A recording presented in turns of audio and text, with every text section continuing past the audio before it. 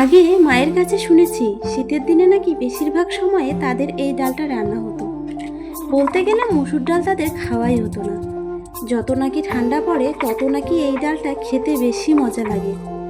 অনেকেই আবার সিদ্ধ করে রান্না করে মসুর ডালের মতো, কিন্তু এতে সময় লাগে বেশি।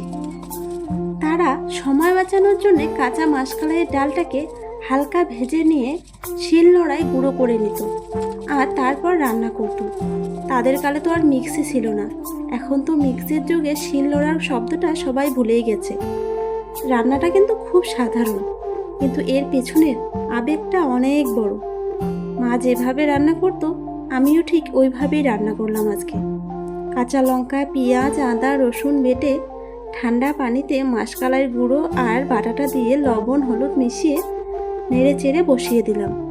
উতলে আসলে রসুন আর জিরা ফোড়ন দিয়ে নামিয়ে নেব। এই গুঁড়ো ডালটার মজাই কিন্তু আলাদা। তোমরা কি কখনো এই ডালটা এভাবে গুঁড়ো করে রান্না করে খেয়েছো? যদি খেয়ে থাকো তাইলে বলে যেও কেমন খেতে লাগে। সিদ্ধ করাটা বেশি ভালো না গুঁড়াটা? আজ তবে আসি, সবাই ভালো থেকো।